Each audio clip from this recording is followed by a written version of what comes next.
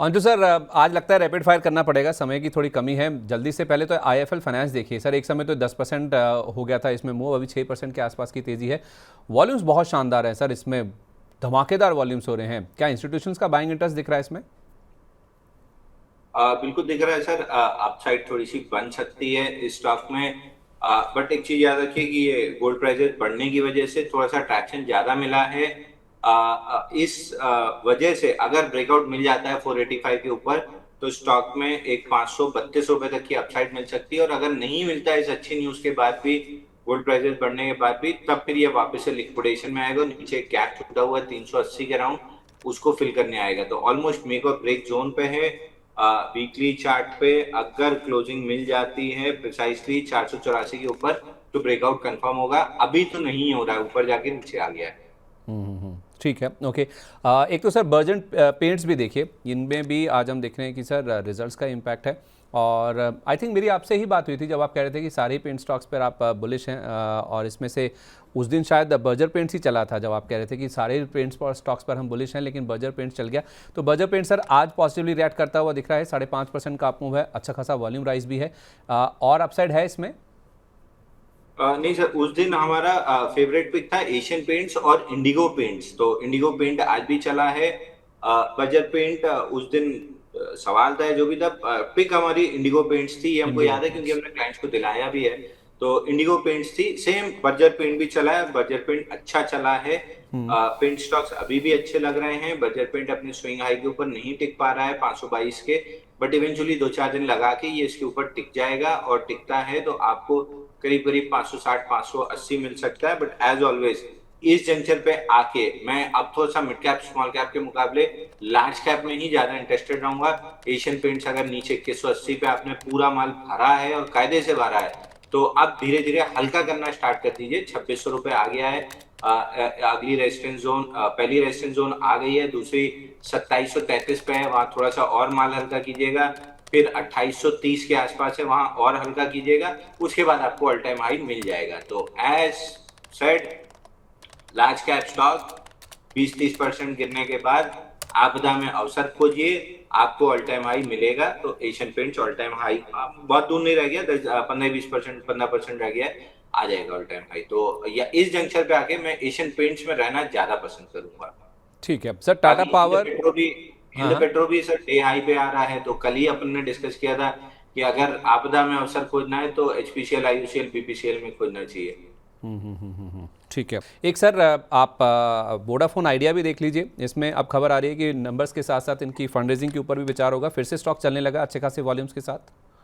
Idea तो sir कल और परसों दोनों दिन हमने डिस्कस किया था कि 12 रुपए 80 पैसे तक जाते हुए दिख रहा है। 1280 पे रिव्यू करेंगे, 1280 पे 4-5 दिन देखेंगे क्या करता है। स्लाइस थ्रू करता है तो अगला लेवल 15 रुपए 58 पैसे आता है। अगर रिजेक्ट करता है तो वापस 10 रुपए 80 पैसे का टारगेट खुलता है। क्या करेगा मेरे को नहीं पता, मेरा बहुत इंटरेस्ट होता नहीं है इसमें ट्रेडिंग का। मेरे हिसाब से आपका भी नहीं होना चाहिए। और जब शो एंड होने लगेगा, डिस्क्लेमर आएगा, तब मैं आपको वजह भी बता दूंगा, एविडेंस के साथ बता दूंगा। ठीक है, बस एक सर मुझे ग्रो बता दीजिए। ग्रो में कल एक ब्लॉक डील हुई थी सर, उसमें 4 निवेशकों ने अपनी हिस्सेदारी बेची 4.7%, और 5,326 करोड़ की डील थी। 180 रुपये 40 पैसे पर सर ये शेयर बेचे गए औसत, अगर आप प्राइस देखेंगे। स्टॉक सर 3-4 दिन की गिरावट के बाद अब कुछ थोड़ा सा अपमूव दिखा रहा है या फिर रिकवरी की कोशिश कर रहा है। सर ये पुल बैक कितना मजबूत है, इसे प्ले करना चाहिए? सर 193.80 और 175 इस रेंज के अंदर लंबा समय काटेगा, उसके बाद जाके कहीं कोई एक साइड की मूव बनाएगा। तो 175 टूटता है तो मैं डाउन साइड 140 तक प्ले करूंगा। 194 के ऊपर ब्रेकआउट क्लोजिंग आती है तो मैं 220 तक के लिए प्ले करूंगा। और ये दोनों में से एक चीज कम से कम 3 से 4 हफ्ते बाद आनी चाहिए। अगर इमीडिएट बेसिस पे आती है तो मैं स्टॉक को अवॉइड ही कर दूंगा। चलिए ठीक है, ओके। बहुत शुक्रिया आपका सर, आज अपना कीमती समय हमारे साथ शेयर करने के लिए। भाई जिन भी जिन भी स्टॉक्स को लेकर बातचीत हुई सर, उनमें कोई डिस्क्लेमर, और ये वोडाफोन आइडिया में क्या था? सर जितने भी स्टॉक हमने बात किए हैं, किसी पे भी मेरी इंडेक्स या स्टॉक, किसी पे भी मेरी पर्सनल पोजीशन नहीं है। कंपनी, क्लाइंट और दर्शकों की हो सकती है, बट किसी तरह का कोई कॉन्फ्लिक्ट ऑफ इंटरेस्ट नहीं है। दूसरा सर, बार बार लोगों का सवाल आता है, अगर आप स्क्रीन पे ये दिखा दें एक बार ये डिस्क्लोजर कंप्लीट हो जाए और मुझे स्क्रीन पे दिखा दें। तो ये बुक है जो मैं बार बार रिकमेंड करता हूँ, बहुत लोगों का आता है, नहीं नोट किए तो अभी नोट कर लीजिए। How to make money in stocks 600 रुपए में आपको मिल जाएगी उस पे अमेजोन पे।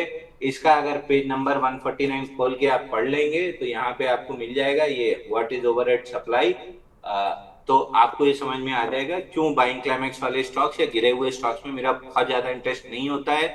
अब क्रॉस क्वेश्चन आएगा कि अगर नहीं होता तो कोहेंस लाइफ साइंसेस में क्यों है, तो वापस से इसको जाके पढ़िए। उसमें दिया है इंस्टीट्यूशन स्ट्रक्चर कि जो स्टॉक खरीदते समय क्या आपको देखना चाहिए, तो इंस्टीट्यूशन स्ट्रक्चर देखिए और नीचे से बाइंग देखिए वापस से। तो मतलब विलियम ओनिल का कॉन्सेप्ट पुराना है लेकिन अभी भी उतना ही वैलिड है। उसमें मॉडिफिकेशन जो मार्क मिलर विनी ने की थी कि 52 वीक हाई की जगह 3 मंथ हाई भी देखा जा सकता है फॉर शॉर्ट टर्म ट्रेडर्स। तो कोहेंस लाइफ साइंसेस आप 3 महीने के हाई पे देखेंगे तो नीचे से इंस्टीट्यूशन वॉल्यूम 4 कैंडल थी 1167%, फिर 485%, फिर 4000%, फिर 1289% वॉल्यूम राइज के साथ चला है। इसलिए नीचे से चलने वाले स्टॉक में हमारा इंटरेस्ट है और इंस्टीट्यूशन होल्डिंग अच्छी खासी है। तो ये थोड़े से डिफरेंसेस रहेंगे बट मेजॉरिटी अगर आप ओवरहेड सप्लाई वाले काउंटर अवॉइड करके चलेंगे तो आप हमेशा बचे रहेंगे। Case in point Kalyan jewellers 334 रुपए का बाइंग क्लाइमेक्स का टारगेट आ चुका है जो 630 रुपए से हम डिस्कस करते आ रहे थे। इसलिए हर ब्रेकआउट पे मैं कल्याण ज्वेलर आपको मना करता था कि मत खरीदिए। चलिए, बहुत शुक्रिया आपका sir, thank you so much अपना कीमती समय देने के लिए। Wish you a very good day sir. धन्यवाद सर। 600 रुपए आप भी खर्च कर लीजिए, दर्शकों से भी खर्च करा लीजिए। अब अमेजोन पे मेरा कोई लिंक तो है नहीं तो मेरे को कोई कमीशन मिलेगी नहीं, लेकिन आप पढ़ के पैसा कमा लेंगे तो वही मेरे लिए बहुत हो जाएगा।